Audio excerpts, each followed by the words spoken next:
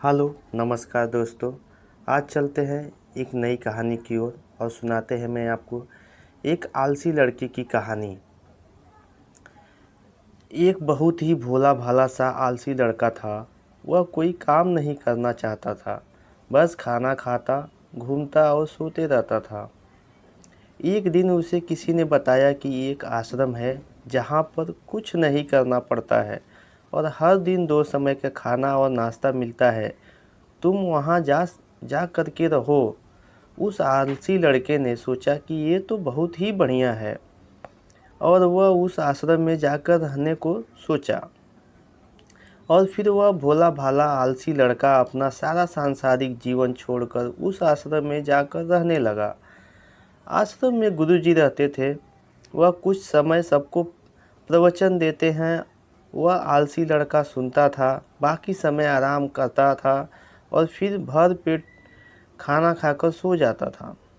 ऐसे ही उस लड़के का दिन गुजरता गया। एक दिन उस आश्रम में कुछ भी नहीं बना। नाश्ते के समय नाश्ता नहीं मिला। उसने सोचा, नाश्ता नहीं मिला, भोजन तो मिलेगा। अब भोजन के समय भी उसे भोजन नहीं मिला। लड़का दौड़ करके गुरुजी के पास गया और उसने पूछा कि आज भोजन में क्यों नहीं बना। गुरुजी ने कहा कि बेटा, आज एकादशी है और जितने भी आश्रम के सदस्य हैं उनका उपवास है और तुम्हारा भी आज उपवास है। आज भोजन नहीं बनेगा। वह लड़का आलसी था और उसे भूख भी बहुत लगता था। उसने गुरुजी से बोला कि मैं उपवास नहीं रहूँगा, मुझे भूख लगती है, मैं खाना खाऊंगा। गुरुजी ने बोला, ठीक है, जाओ भंडारे में से सामान लेकर के आओ और आश्रम में नहीं बाहर ले जा कर के बना लो। लेकिन याद रखना, भोजन बनाने के बाद सबसे पहला भोग भगवान को लगाना और फिर तुम प्रसाद पाना। वह लड़का बोला, ठीक है, और फिर अनाज लेकर नदी के ओर पहुंचा। भोजन पकाने लगा, तैयार हुआ। उसके बाद कहने लगा कि भगवान श्री राम आइए, पधारिए, भोग लगाइए। अब जब उसे लगा कि भगवान तो आ नहीं रहे हैं तो फिर कहने लगा कि मुझे मालूम है आपको तो अच्छा खाने की आदत है, मैं बना नहीं पाया और मुझे अच्छा भोजन बनाने भी नहीं आता, लेकिन जो भी रूखा सूखा बना है आकर खा लीजिए। भगवान श्री राम उसकी सरलता पर बहुत ही प्रसन्न हुए और उस लड़के को दर्शन दे दिए। उसने देखा कि भगवान श्री राम आए हुए हैं और उनके साथ में माता सीता भी आई हुई हैं। लेकिन लड़के ने सिर्फ 2 लोगों के लिए ही भोजन बनाया था, एक अपने लिए और दूसरा भगवान के लिए।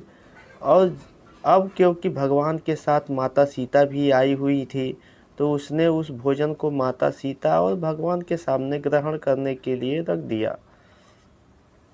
भगवान श्री राम और माता सीता ने भोजन किया और उसके बाद जब वह जाने लगे तो वह भोला सा आलसी सा लड़का बोला कि प्रभु, आप आए, दर्शन दिए, बहुत अच्छा लगा। मुझे खाने को कुछ नहीं मिला, लेकिन कोई बात नहीं। लेकिन आपसे एक विनती है कि अगली बार जब आप आइए तो कितने लोग आएंगे ये बता दीजिए, ताकि मैं उतने लोगों के लिए भोजन बनाकर रखा रहूं। भगवान श्री राम मन ही मन मुस्कुराए और फिर अंतर ध्यान हो गए। लड़का आश्रम गया, दिन बीतता गया और फिर एकादशी का दिन आया और इस बार लड़के ने 3-4 लोगों के लिए अनाज ले करके खाना बनाने के लिए नदी के किनारे पहुंचा और उसने बड़े प्रसन्न से भोजन बनाया और इंतज़ार करने लगा कि प्रभु आइए और भोग लगाइए।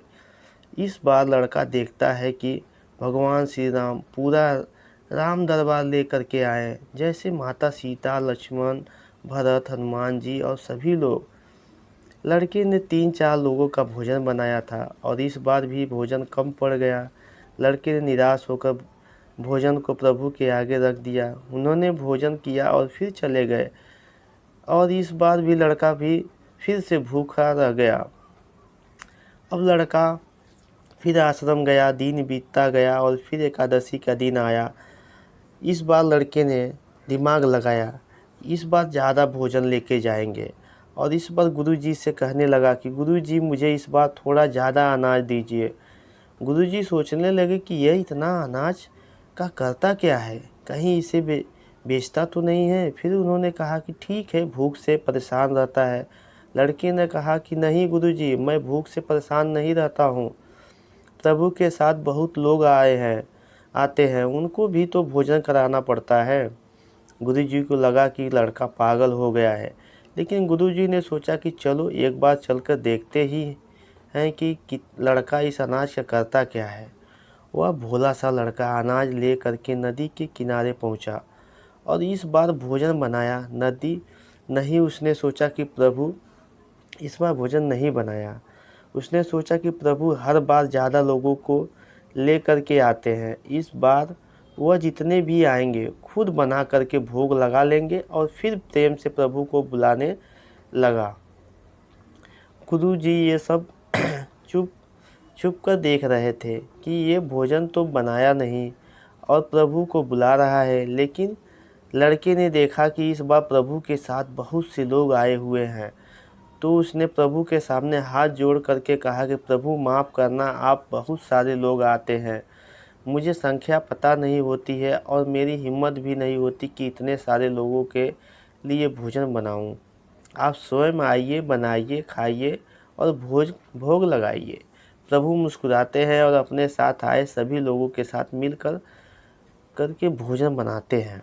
गुरुजी ये सब चुप करके देखते हैं और फिर लड़के के पास आ करके कहते हैं कि तुम ये कर क्या रहे हो। लड़का कहता है कि गुरुजी, आपको दिख नहीं रहा है कि भगवान श्री राम पधार चुके हैं, माँ सीता आई हुई हैं, हनुमान जी आए हैं और भी सभी लोग आए हुए हैं, भोजन बन रहा है। गुरुजी ने बोला कि पागल हो गया है, मुझे तो कोई दिख नहीं रहा है। लड़का गुस्सा हो गया और बोला, प्रभु आप ये क्या कर रहे हो, एक तो मुझे भूखा रखा है और गुरुजी को दर्शन नहीं दे रहे हो, जो मुझे पागल समझ रहे हैं। कृपा करके गुरुजी को दिख जाओ। भगवान बोले, नहीं, मैं इन्हें नहीं दिख सकता। लड़का बोला, क्यों नहीं दिख सकते, मेरे गुरुजी तो बहुत महान है, बहुत बड़े ज्ञानी और ज्ञाता है। भगवान बोले, हाँ ज्ञानी और ज्ञाता होंगे, लेकिन तुम्हारी तरह सरल नहीं है। जो सरलता तुम में है वो गुरुजी में नहीं है। लड़के ने यह बात गुरुजी से कह दी कि भगवान श्री राम कह रहे हैं कि आप में सरलता नहीं है, आप मेरी तरह सरल नहीं हैं, इसलिए आपको नहीं दिख सकते। गुरुजी की आंखें नम हो गई और रोने लगे और बोले कि बिल्कुल सही कहा, मेरे अंदर तुम्हारे जितना सरलता नहीं है। और फिर माफ़ी मांगने लगे। फिर भगवान ने गुरुजी को भी दर्शन दिए। ये कहानी हमें सिखाती है कि जीवन में सरलता सबसे आवश्यक है। जितने सरल बने रहेंगे उतना जीवन में आगे बढ़ते चले जाएंगे। जब आप सरल होते हैं तो आप खुद भी मुस्कुराते हैं और दूसरे को भी मुस्कुराने की वजह देते हैं। तो ये कृपया करके आप मुस्कुराते रहिए और दूसरों को खुशी बांटते रहिए। कहानी की यही सीख है। धन्यवाद।